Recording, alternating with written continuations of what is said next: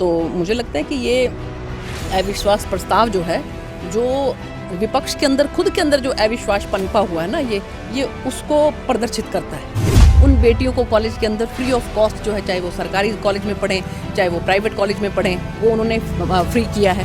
इसके साथ साथ 1,80,000 से लेकर 3 लाख रुपए तक की जिनकी आय है, उनकी बेटियां जो है कॉलेज में पढ़ेंगी तो उनको 50% फीस माफ करी है। उन सब से इसके बारे में विस्तृत चर्चा करते हैं कि आप बताइए कि आपके इलाके में जो है हम क्या कर सकते हैं। देखिए, ऐसा है, मुझे लगता है कि ये बहुत अच्छी बात है। हर 6 महीने के अंदर ये अविश्वास प्रस्ताव ले आते हैं, तो उसमें हमें बहुत अच्छा मौका मिल जाता है। माननीय मुख्यमंत्री जी को अपनी सरकार ने इस दौरान जितने भी काम किए हैं वो पूरी आम जनता को बताने के लिए और पूरे सदन को बताने के लिए एक बहुत अच्छा मौका माननीय मुख्यमंत्री जी को मिल जाता है। और माननीय मुख्यमंत्री जी ने पिछली बार भी कहा था कि ठीक है, अब 6 महीने बाद तुम दोबारा लेके आना। बल्कि तो मुझे तो लगता है कि शायद हो सकता है उन्होंने माननीय मुख्यमंत्री जी की बात को मान लिया हो। हमारी सरकार बहुत बढ़िया चल रही है माननीय मुख्यमंत्री श्री मनोहर लाल जी के नेतृत्व के अंदर, और जितने काम माननीय मनोहर लाल जी ने अपने मुख्यमंत्री काल में 10 साल के अंदर अंदर किए हैं, आज तक ये रिकॉर्ड है। मुझे लगता है कि अगर आप इसकी तुलनात्मक अगर आप इसकी आप अवलोकन करोगे तो आपको पता लगेगा कि आज तक कभी किसी मुख्यमंत्री ने इतने काम नहीं किए हैं। तो मुझे लगता है कि ये अविश्वास प्रस्ताव जो है, जो विपक्ष के अंदर खुद के अंदर जो अविश्वास पनपा हुआ है ना, ये उसको प्रदर्शित करता है।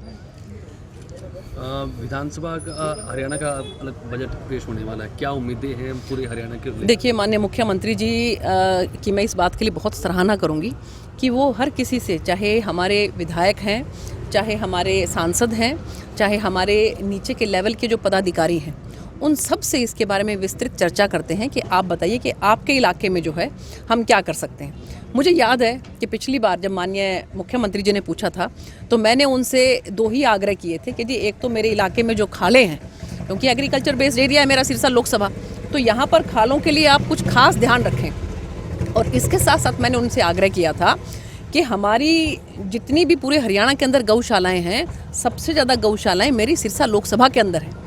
अगर मैंने कहा कि आप इसके लिए कुछ कर सकें तो माननीय मुख्यमंत्री जी का मैं तहे दिल से धन्यवाद करना चाहती हूँ, दिल की गहराइयों से धन्यवाद करना चाहती हूँ कि 40 करोड़ के बजट को उन्होंने सीधा बढ़ा के 10 गुना 400 करोड़ कर दिया। आज हमारी गौशालाएं जो उनसे हैं वो सारी की सारी इस बात को लेकर बहुत खुशी है। मुझे बताते हैं वो कि जी, हमारी पहली किस्त इतने लाख की आ गई, दूसरी किस्त इतने लाख की आ गई, तीसरी किस्त इतने लाख की आ गई।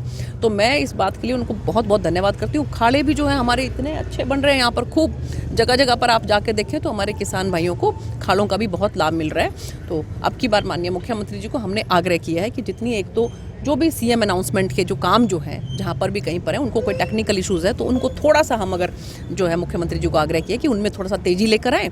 और इसके साथ साथ छोटी छोटी चीज़ें हैं, जैसे कई एक उन्होंने अभी आपने देखा होगा कि पिछले दिनों उन्होंने ये किया कि 1 लाख से लेकर 80,000 रुपये तक, 1,80,000 रुपये तक की जिनकी आय है, उन बेटियों को कॉलेज के अंदर फ्री ऑफ कॉस्ट जो है, चाहे वो सरकारी कॉलेज में पढ़ें चाहे वो प्राइवेट कॉलेज में पढ़ें, वो उन्होंने फ्री किया है। इसके साथ साथ 1,80,000 से लेकर 3 लाख रुपये तक की जिनकी आय है, उनकी बेटियां जो है कॉलेज में पढ़ेंगी तो उनको 50% फीस माफ़ करी है। तो ये सब बातें जो हैं माननीय मुख्यमंत्री जी को एक बहुत बड़ा रुतबा देती हैं कि कितनी सोच उनकी बेटी बचाओ बेटी पढ़ाओ को, खासकर महिलाओं को लेकर जो उनकी एक सोच है।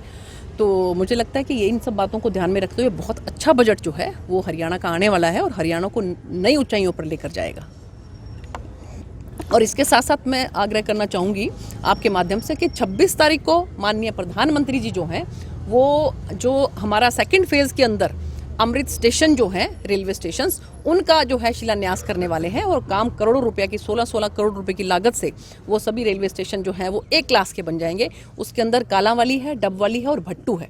पहले हमारी सिरसा और नरवाना ऑलरेडी आ चुके हैं, वहाँ पर काम जो है वो कम से कम भी 70-75% जो है वो पूरा हो चुका है। अब ये जो बाकी के जो हमारे 3 जगह हैं, तो कालांवाली के अंदर जो है मैंने माननीय हमारे जो पूर्व में गवर्नर साहब हैं गणेशी लाल जी, उनको आग्रह किया है। पीएम साहब जो है वो वीडियो कॉन्फ्रेंस के माध्यम से उसका उद्घाटन करेंगे और माननीय गणेशी लाल जी वहाँ पर मुख्य अतिथि के तौर पर होंगे। हमारे पूर्व में विधायक बलकौर जी, उनको भी मैंने आग्रह किया है। और इसके साथ साथ डबवाली के अंदर हमारे पूर्व में आदरणीय मुख्यमंत्री जी के जो है वरिष्ठ सलाहकार रहे हमारे जगदीश चोपड़ा जी, उनको मैंने आग्रह किया है मुख्य अतिथि के तौर पर, और हमारे जो अभी चेयरमैन हैं आदित्य जी, उनको भी मैंने आग्रह किया है कि वो सब लोग जो हैं उस कार्यक्रम में उपस्थित रहेंगे। मेरी उपस्थिति जो है वो भट्टू के रेलवे स्टेशन पर रहेगी, और वहाँ पर हमारे जो जिला अध्यक्ष हैं वो भी उस कार्यक्रम में रहेंगे। तो और हमारे जो विधायक हैं उनको भी आग्रह किया है। तो मुझे लगता है कि बहुत बड़ी सौगात ये हमारे सिरसा लोकसभा के लिए है कि माननीय प्रधानमंत्री जी स्वयं 26 तारीख को जो है हमारे कालांवाली, डबवाली और भट्टू इन तीनों रेलवे स्टेशन का शिलान्यास करने जा रहे हैं।